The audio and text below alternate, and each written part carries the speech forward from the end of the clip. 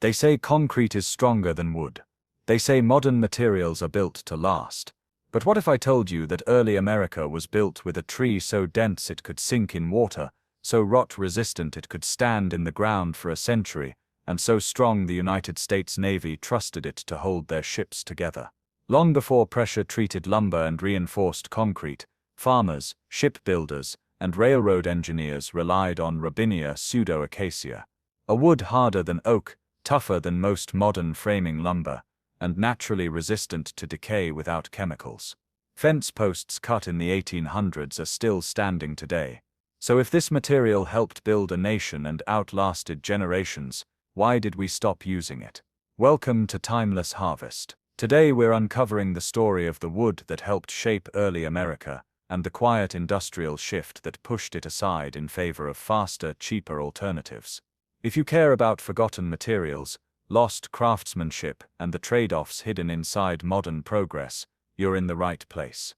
Before we begin, subscribe and join this growing community, and tell me in the comments where you're watching from. Let's step back into a time when durability mattered more than speed, and rediscover the tree that once held America together. The wood at the center of this story wasn't exotic or imported from across an ocean. It was native, rugged, and quietly growing along the hills of Appalachia. Its name is Robinia pseudoacacia, commonly known as Black Locust. To the untrained eye, it doesn't look extraordinary. Twisted trunk, deeply furrowed bark, modest leaves, but inside that rough exterior is one of the densest and most durable hardwoods in North America. Black Locust is so dense that seasoned logs can sink in water.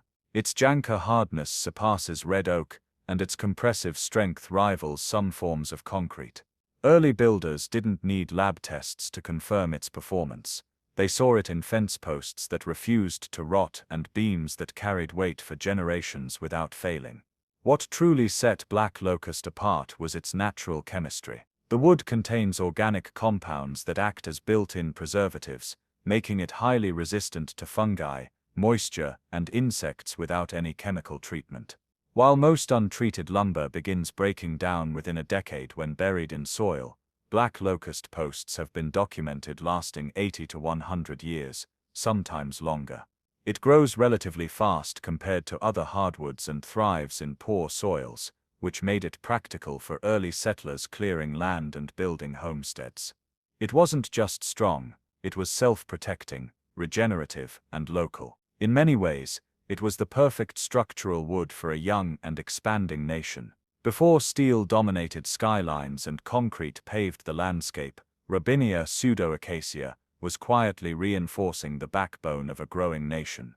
Shipbuilders prized it for its strength and resistance to rot, especially in saltwater environments where iron fasteners corroded and weaker woods failed. The early United States Navy relied on Black Locust for treenails, dense wooden pegs used to secure planks and ribs, because they expanded when wet, locking ships together even tighter.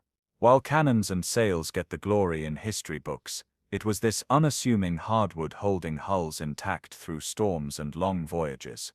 As the country pushed westward, Black Locust followed. During the rapid expansion of rail lines in the era of the American Industrial Revolution, it was used for early railroad ties and structural supports, because it could endure constant ground contact without chemical treatment. Farmers split it into fence posts that marked property lines for generations. Homesteaders framed barns and foundations with it, knowing it could withstand moisture, insects, and time itself. In quiet, practical ways, Black Locust helped anchor ships, secure railroads, and stabilize farms, not flashy, not celebrated, but essential to the physical framework of early America. There are fence posts in rural fields across the eastern United States that have stood for nearly a century without chemical treatment, without sealing, without protection, just wood and soil. That wood was often Robinia pseudoacacia. What makes it remarkable isn't just its density, but its natural chemistry. Black Locust contains powerful antifungal compounds that resist decay from the inside out. While most untreated lumber begins to soften and rot within 10 to 15 years in direct ground contact, Black Locust can endure 80 to 100 years, sometimes more. It doesn't need pressure treatment. It doesn't rely on industrial preservatives, it protects itself. Its reputation for longevity didn't stay confined to America. By the 18th and 19th centuries, Black Locust was introduced to parts of Europe, where entire stands were planted for durable timber production. In countries like France and Hungary, it became a preferred wood for vineyard stakes because it could withstand constant moisture and soil exposure for decades. Builders valued it for outdoor structures, farmers for fencing, and foresters for its resilience in poor soils. In an age before synthetic sealants and chemical preservatives, Black Locust quietly proved that durability could be grown, not manufactured. If Robinia pseudo-acacia was that strong, that durable, that reliable, why isn't it stacked in every lumber yard today? The answer isn't that it failed. It's that industry changed. As the nation accelerated through the Second Industrial Revolution, construction shifted towards speed, uniformity, and mass production. Softwoods like pine and fir grew straighter, milled faster, and were easier on factory equipment. Black Locust, by contrast, is dense, twisted, and notoriously hard on saw blades. It splits unpredictably. It warps if not dried carefully. For industrial sawmills trying to standardize output, it was difficult and slow. Efficiency began to matter more than longevity. Then concrete and steel entered the mainstream, reshaping how America built its cities and infrastructure. At the same time, pressure-treated pine offered a cheaper, scalable alternative for outdoor use. Instead of waiting for dense hardwoods to mature, companies could grow fast plantations and extend the wood's life with chemical preservatives. Black Locust also suffered from over-harvesting in earlier centuries, making consistent large-scale supply harder to maintain. It wasn't that the wood stopped being strong, it was that the system stopped valuing what it offered. In a world increasingly built for speed and replacement, a tree that could last a century became less convenient than materials designed to move faster. Here's the quiet contradiction. We replaced Robinia pseudo-acacia, a wood that naturally resists rot, insects, and moisture, with lumber that must be chemically treated to survive the same conditions. Pressure-treated pine now dominates outdoor construction, saturated with preservatives to slow decay. Concrete, praised for permanence, comes with one of the highest carbon footprints of any building material, due to the energy-intensive cement production process. Steel requires mining, smelting, and massive industrial infrastructure. Meanwhile, Black Locust grows from sunlight, fixes nitrogen in the soil, thrives on marginal land, and can last 80 to 100 years in direct ground contact without synthetic additives. The irony is hard to ignore. In the pursuit of durability, we chose materials that require more processing, more energy, and more replacement cycles than the tree we sidelined. There's also the question of lifespan. A Black Locust fence post can outlast multiple generations with no toxic runoff and no disposal hazard at the end of its life. Treated lumber, once removed, often cannot be burned safely or composted due to chemical content. Concrete cracks, steel corrodes, and both demand resource-heavy repairs or demolition. Yet Black Locust, grown responsibly, can regenerate from its own root system and be harvested in cycles. It isn't a perfect solution, but it represents a different philosophy of building, one rooted in biology rather than chemistry. In stepping away from it, we didn't just change materials, we shifted towards systems that depend on extraction and industrial treatment, even when nature had already engineered resilience into the grain itself. For decades, Robinia pseudo-acacia faded into the background, used mostly for fence posts and firewood, while mainstream construction moved on. But quietly, almost without announcement, it has been returning. Small-scale foresters, regenerative farmers, and natural builders have begun replanting it intentionally. Sustainable architecture circles are rediscovering its durability for decking, exterior cladding, garden structures, and outdoor beams that don't require chemical treatment. In parts of the United States, and across regions of Germany, interest in long-life, low-input building materials has sparked new demand. Not at industrial scale, not yet, but steadily.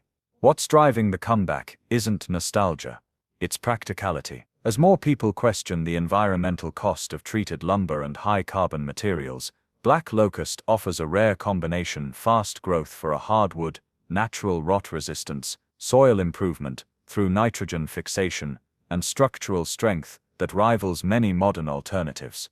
It doesn't fit neatly into the standardized lumber model, and it still challenges mills with its density and irregular grain. But for those willing to work with its character instead of against it, it provides something modern materials often lack: durability measured in generations, not decades. The tree that once helped build America is still growing. The question is whether we're ready to build with it again.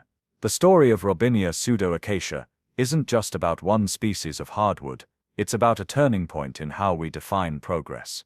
As the momentum of the Second Industrial Revolution reshaped manufacturing, the goal shifted from building things that lasted as long as possible to building things that could be produced as quickly and uniformly as possible. Standardization became king. Materials were selected not because they endured for a century, but because they moved smoothly through mills, factories, and supply chains. Efficiency rewarded straight grain over strength, speed over resilience, and predictable outputs over natural variation. In that shift, materials like Black Locust, stubborn, dense, difficult but extraordinarily durable, simply didn't fit the system. What we lost wasn't only longevity, we lost a mindset that valued permanence. Earlier builders often chose materials based on how they would age, how they would withstand soil, moisture, wind, and time itself. Today, replacement cycles are built into the economy. Deck boards are expected to be swapped out, fences are replaced every couple of decades. Infrastructure is patched rather than built for generations.